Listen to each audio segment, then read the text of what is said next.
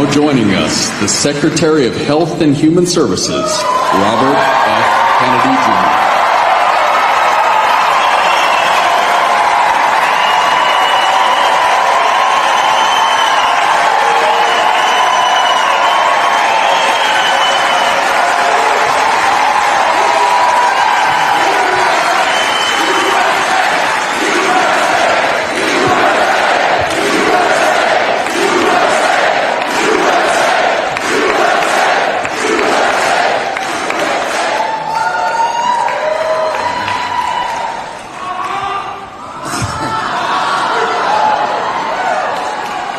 Yesterday, my 17-year-old niece left for Europe to go to college.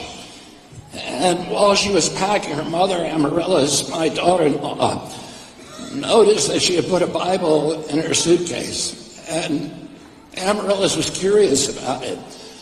And she asked her, and Zoe said to her, "I want to live like Charlie Kirk."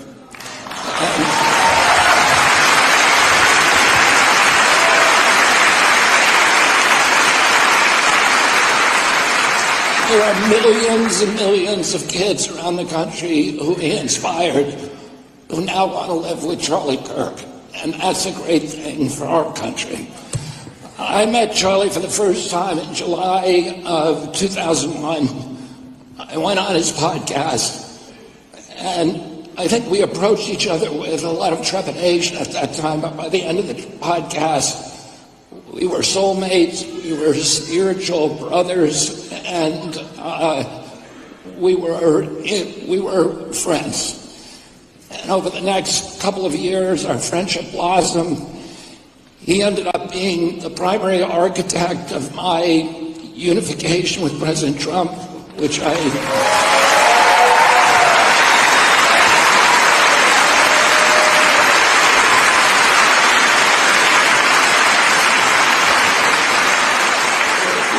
did my endorsement at his rally, at the Turning Point rally in Scottsdale. And he was the one who put the sparklers on the stage when I shook it. He made a big show of it. But the overarching mission of Charlie Kirk was Jesus, but also free speech, and he saw them as intertwined. He thought conversation was the only way we were going to heal our country. We had to learn to talk to each other without vitriol, without poison, without anger.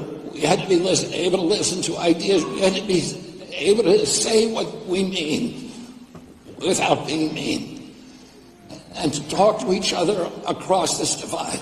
It's the only way to end the polarization that's driven now by these algorithms and by all these other forces in our society. And that first conversation with him that I had, we talked a lot, we had a wide-ranging conversation. We talked mainly about the First Amendment. We talked about the fact that our founders put freedom of speech in the First Amendment because all the other rights are dependent on it. A government that can silence its opponents has license for any kind of atrocity. And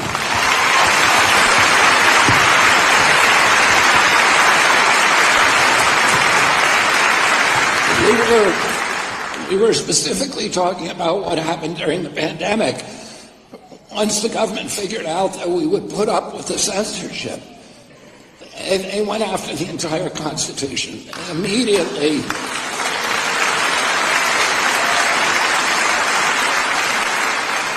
They immediately took away our right to assembly, the First Amendment right with social distancing regulations. They shut down the First Amendment right to worship by closing all of our churches for almost a year and keeping the liquor stores open as essential businesses.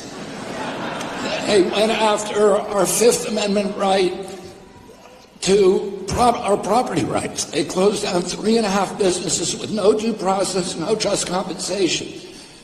They went after our Seventh Amendment right to jury trials by making whole categories of businesses that we could no longer sue no matter what they did to us. They went after the Fourth Amendment right, the protection against unwarranted searches and seizures, with all these social distancing regulations that made us have to produce our medical records before we went to a public building or an airplane or enjoyed other constitutional rights. And Charlie, more than any figure in our country, led the resistance that has restored freedom of speech to this country.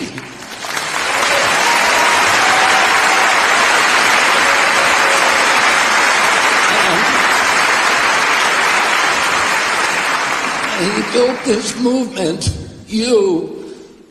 which is going to make sure that that never, ever happens again.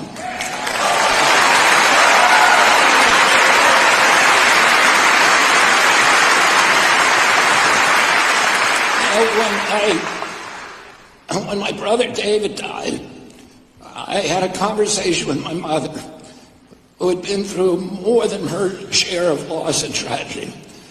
And I asked her, does the hole that they leave in you when they die, does it ever get any smaller? And she said, no, it never gets any smaller. But our job is to build ourselves bigger around the hole. We do that.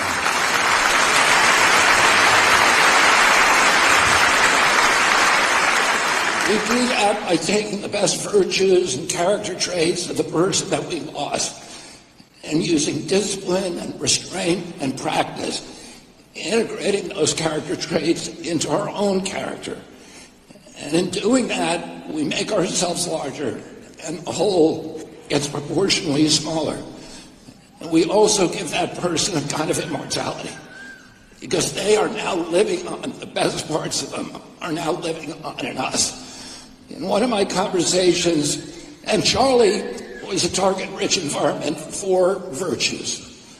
We can all think of something extraordinary he did: his love of family, his love of God, his love of freedom of speech, his reverence for this country, his belief that we are an exemplary nation.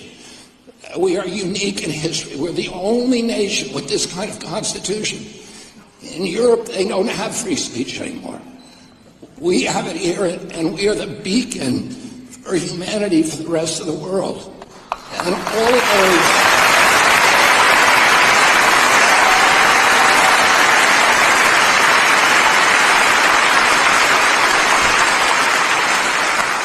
all of those visions, his vision, his mission to preserve those things, his kindness in talking to people with whom he disagreed, are all things that we need to learn and we need to integrate into our own lives.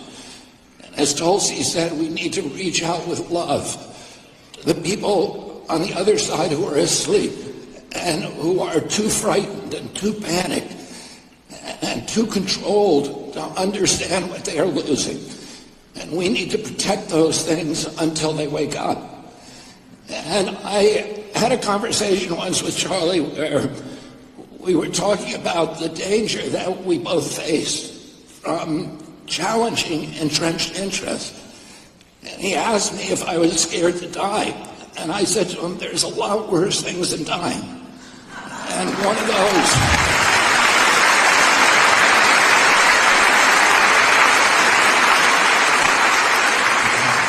the chief among those is losing our constitutional rights and having our children raised in slavery. And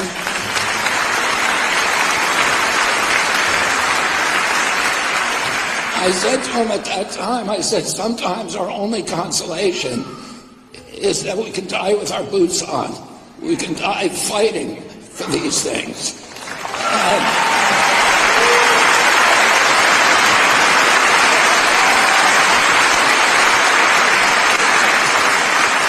Charlie gave his life so that the rest of us would not have to suffer those fates worse than death. Now it's our job, he's no longer there to lead us, to rush in and fill the breach and win this battle for our country, for God, and for our